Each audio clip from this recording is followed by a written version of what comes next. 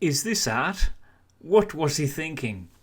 Composition 2 in red, blue and yellow, Piet Mondrian.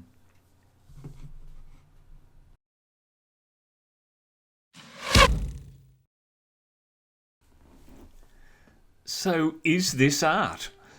Or is it just a colour swatch for a nightmare living room?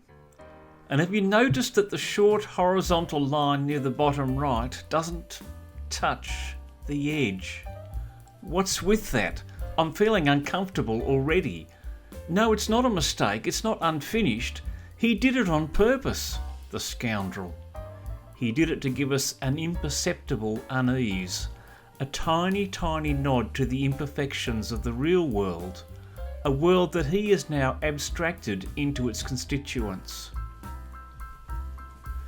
So it's a large red square, a much smaller blue rectangle and an even smaller yellow rectangle, and some black lines. Two of the black lines are thicker than the others. One of the black lines it doesn't finish. Have I mentioned that already?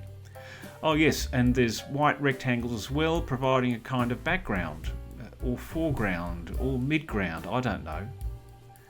Piet Mondrian was a Dutch painter. His earlier works are, kind of nice. There's pretty night scenes, tranquil, moody. There's botanical paintings of real things. Things you could point to and say, yeah, that's a thing, that's really a thing. Mondrian became interested in Picasso's work and Braque's work, the Cubists, and he started down a path to abstraction. Here's his trees. He loved trees. These trees show what is behind the branches with more attention than the branches themselves.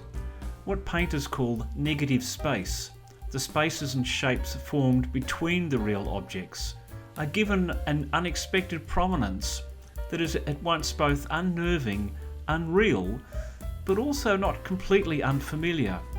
We are used to seeing those shapes, except up until now we haven't really noticed them before.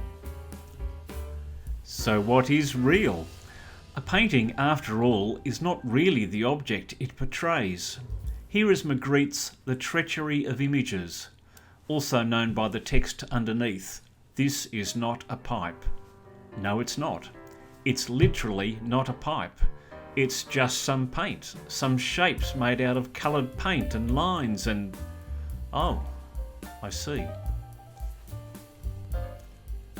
So what is it?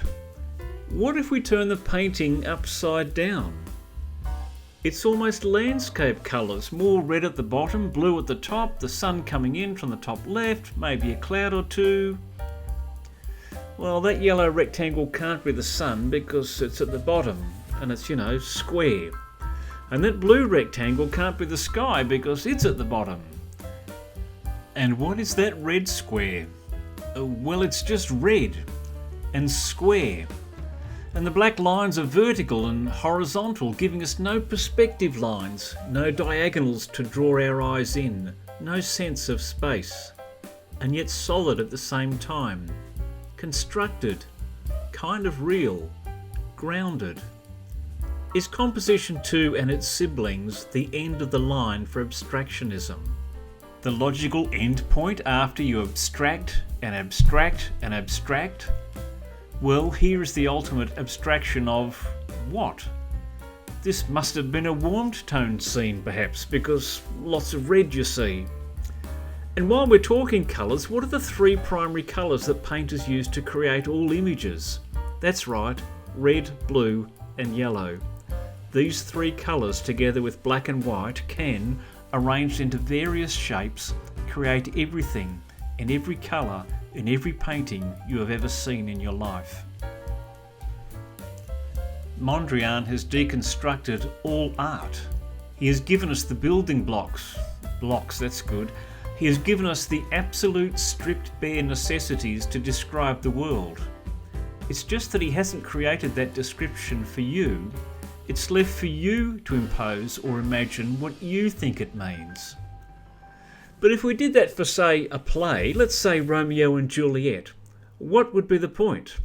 Here you go, patron. I've written this really, really great play.